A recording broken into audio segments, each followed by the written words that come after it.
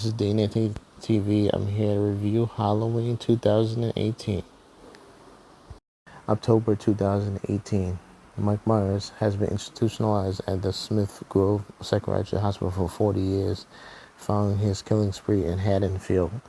Is prepared to transfer in a maximum security prison. True crime podcasters Aaron and Dana visit the hospital. During their encounter, Aaron displays the mask that Michael wore in 1978 to no effect. The following day, as being transferred, Michael purposely crashes the bus, kills a father and son for their car, and returns to Haddonfield. In Haddonfield, Laura Strode is still living in the fear of Michael. She's drinking heavily, rarely leaving her fortified house, and alienating herself from her daughter Karen, whose state took away her at the age of 12. The only person she keeps in contact with Karen's daughter, Allison. On the morning of October 31st, Michael sees Aaron and Dana visit her sister, Judith Gray. He follows them to the gas station where he kills them both. As for the medical, he covers and recovering for his old mess from Aaron's car.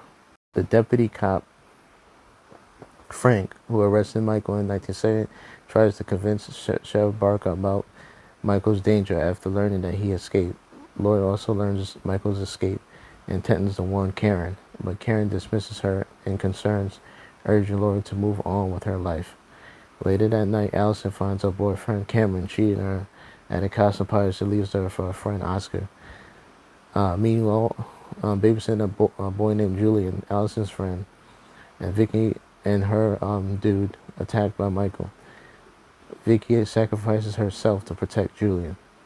The deputy and Laurie overheard the incident on the radio and go over to the house. Laurie sees Michael coming face to face with him for the first time in 40 years. Laurie shoots Michael in the shoulder before he flees. Dr. Rabir Stanton, Michael's psychiatrist, persuades Sheriff Barker to help hunt for Michael. Meanwhile, on the walk home from the party, Michael finds and kills Oscar, but Hawkins Sarton arrives just in time to rescue Allison. Hawkins then tries to kill Michael, but Sarton, who becomes obsessed with Michael's enigmatic motivations, attacks and leaves Hawkins for the dead. It is revealed that it is orchestrated for Michael to escape him and study in the wild. However, Michael kills Sarton and Allison and flees from the scene. Michael then ambushes and then kills two police arriving at the scene.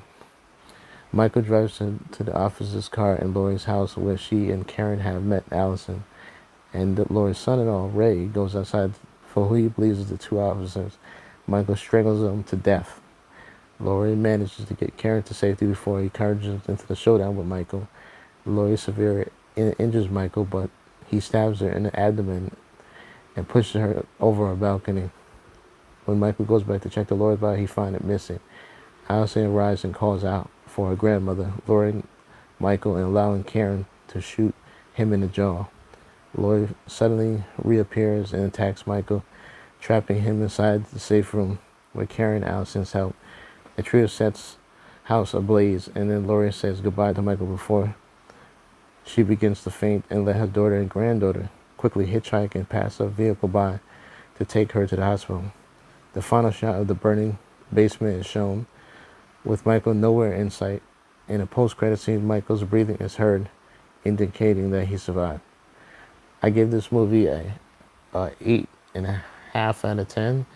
I thought it was a really good reboot to the original 1978 film. The 1970 film is a classic, and also the sequels wasn't as good as the original, but I think this is a good reboot and it's a good start to the series. All right, thank you.